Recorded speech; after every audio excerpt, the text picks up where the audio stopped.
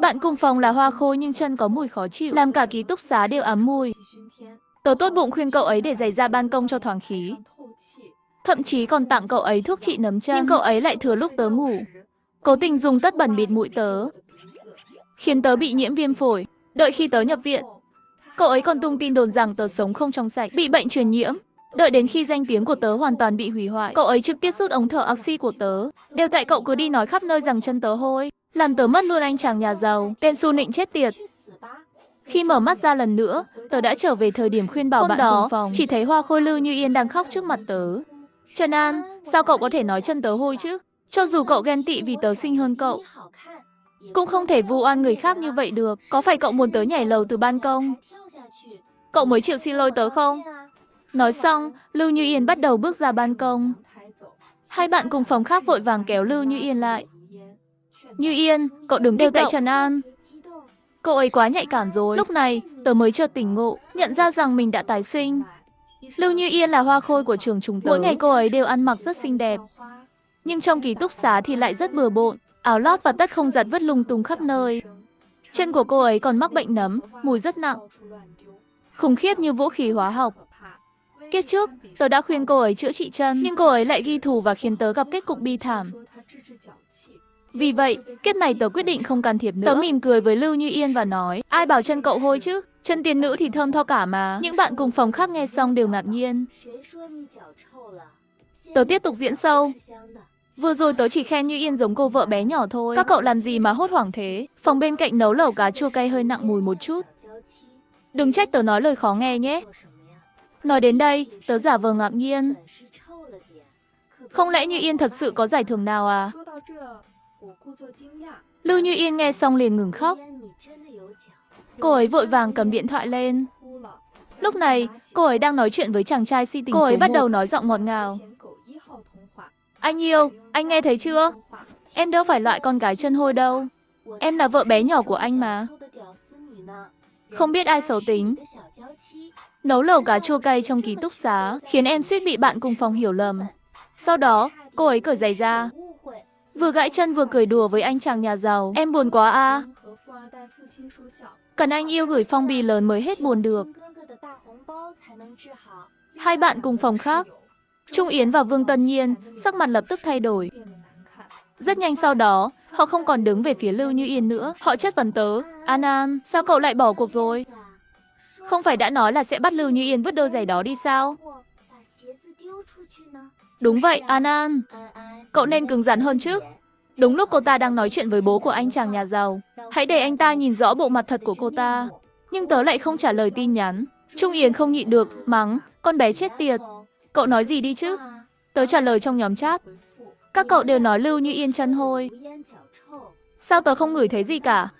Họ lập tức nổi giận, bắt đầu than phiền liên tục. Sao? Vị trí của cậu cách Lưu Như Yên xa nhất. Đương nhiên là không ngửi thấy rồi. Da chân cô ta còn rơi cả lên chiếu của tớ. Mỗi lần tớ phải lén gói vào giấy rồi vứt đi. Buồn nôn không chịu được. Ấy vậy mà vẫn được các bạn nam bầu chọn là Hoa Khôi. Muốn nổ tung cả đám con trai đó luôn. Vương Tân Nhiên cũng đồng tình. Đúng vậy, mùi giày của Lưu Như Yên còn nặng hơn cả cá muối. Kinh khủng chết đi được. Tớ đọc xong không nhịn được cười lạnh. Rõ ràng mọi người đều có ý kiến. Nhưng kiếp trước chỉ có mình tớ đứng ra làm kẻ xấu. Tớ giả vờ tỏ ra lo lắng cho ký túc xá. Mọi người được phân vào cùng một phòng là có duyên. Hãy cố gắng nhẫn nhịn lẫn nhau nhé. Cho dù cô ấy thật sự có mùi chân, cũng không thể phá vỡ tình bạn trong ký túc xá được. Lúc này, Trung Yến và Vương Tân Nhiên cảm thấy bị tổn thương. Họ bắt đầu mắng tôi trong nhóm chat nhỏ, bảo tôi giả vờ thánh thiện. Họ còn nói tôi đứng về phía Lưu Như Yên và sẽ không coi tôi là bạn nữa. Nhưng tôi bình tĩnh hỏi lại. Vậy hai người ai sẽ đi nói với Lưu Như Yên rằng cô ấy có mùi chân? Nhóm chat nhỏ lập tức im lặng. Trung Yến cao có đi đổ rác. Vương Tân Nhiên thì trốn vào nhà vệ sinh. Cuối cùng, không ai dám làm người đứng ra. Nhưng tôi biết, họ có trốn tránh cũng vô ích. Nấm chân của Lưu Như Yên không chỉ đơn giản là mùi khó chịu. Lúc này, nấm mốc trong không khí đã quá đậm đặc. Tôi sợ nếu ở lại thêm, mình sẽ lại bị nhiễm phổi. Vì vậy, tôi không dám trì hoãn, đeo ba lô và chuẩn bị đến thư viện. Trung Yến còn chế giễu tôi. Thành nữ chị đây rồi. Tôi không để ý đến cô ấy, mà bước thẳng ra ngoài. Sau khi rời khỏi ký túc xá đầy mùi hôi, không khí trở nên trong lành hơn nhiều. Sau đó, tôi gọi video cho bố mẹ.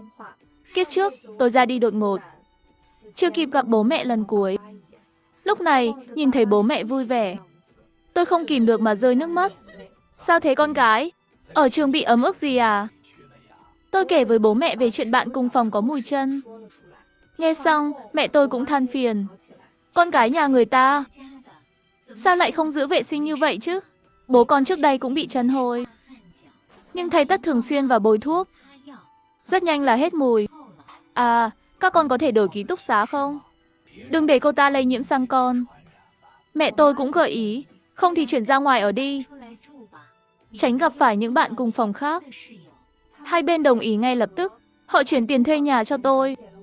Nhận được sự ủng hộ từ gia đình, tâm trạng tôi cũng tốt lên rất nhiều. Nhưng tôi chưa kịp nộp đơn chuyển phòng, Lưu Như Yên lại tiếp tục gây chuyện. Cô ấy thậm chí lén dùng sữa dưỡng thể của tôi để bôi chân. Khi bị tôi phát hiện, cô ấy vẫn tỏ ra đắc thắng. Trần An, sao cậu keo kiệt thế? Chúng ta là bạn cùng phòng mà. Đây là trung viện cũng tinh tế đấy. An An, sữa dưỡng thể của cậu là hàng hiệu đúng không? Bằng nửa tháng tiền sinh hoạt của mình rồi.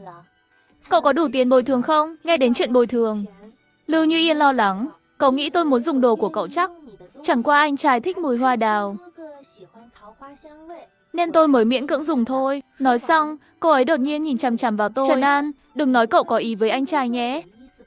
Bằng không tại sao lại dùng mùi hương cơ thể để quyến rũ anh ấy? Hai bạn cùng phòng khác thấy vậy, liền mở cửa ký túc xá ra, để phòng bên cạnh có thể nghe thấy. Lúc này, tôi chợt hiểu ra, họ muốn tôi lại làm người đứng ra. Nhưng tiếc là tôi sẽ không mắc bẫy nữa. Chỉ thấy tôi giả vờ buồn bã. Như Yên, cậu hiểu lầm rồi. Sữa dưỡng thể này tôi tặng cậu luôn. Cậu sắp thành phu nhân giàu có rồi. Làm bạn cùng phòng, tôi nhất định phải ủng hộ chứ. Lưu Như Yên nghe xong sững sờ. Nhưng rất nhanh, cô ấy khôi phục vẻ kiêu ngạo, dắt lấy chai sữa dưỡng thể.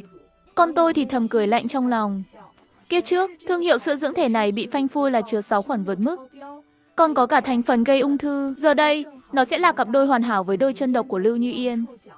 Lúc này, cô ấy vừa bôi vừa càu nhàu. Cũng may là cậu biết điều, không như một số người, không chịu cho tôi mượn sữa dưỡng thể để bôi chân, bảo của cậu dùng tốt hơn, làm lỡ hẹn hò của tôi với anh trai. Các người đền tội được không? Trung viện nghe xong, liền nổi giận. Ai muốn cho cậu mượn chứ? Đôi chân hôi của cậu cũng xứng à? Thế là sự thật về đôi chân hôi của Lưu Như Yên bị phơi bày. Cô ấy tức giận đến mức cởi luôn giày cao gót ra. Cô ấy ném chiếc giày vào lòng Trung Yến. Trung Yến, cậu ngửi xem, chân tớ đâu có hôi. Là mùi nghèo kiết của cậu mới hôi chứ. Đôi giày hẹn hò của Lưu Như Yên, mùi hôi còn kinh khủng hơn cả nhà vệ sinh ngoài đồng. Suýt chút nữa làm Trung Yến ngất đi. Lúc này mọi người cũng phát hiện ra cô ấy đang mặc tất đen của Trung Yến mà không xin phép. Trung Yến tức điên lên. Đồ chân hôi đê tiện, cậu dám ăn trộm tất của tớ để mặc à? Còn mặt mũi nào mà sống nữa? Nhìn hai người sắp đánh nhau, Vương Tân Nhiên vội vàng khuyên họ bình tĩnh lại. Nhưng Lưu Như Yên vẫn không buông tha cô ấy. Cô ấy trực tiếp mang đôi giày Meiji Gen mới mua của Vương Tân Nhiên. Giờ thì chắc chắn không hôi rồi chứ.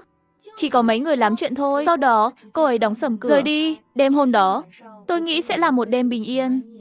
Tuy nhiên, khi tôi tỉnh dậy từ giấc mơ, phát hiện ra cô ấy đang nhìn chằm chằm vào mình. Trần An, cậu ngủ rồi à? Tôi sợ đến toát mồ hôi lạnh, nhưng vẫn không dám nói gì.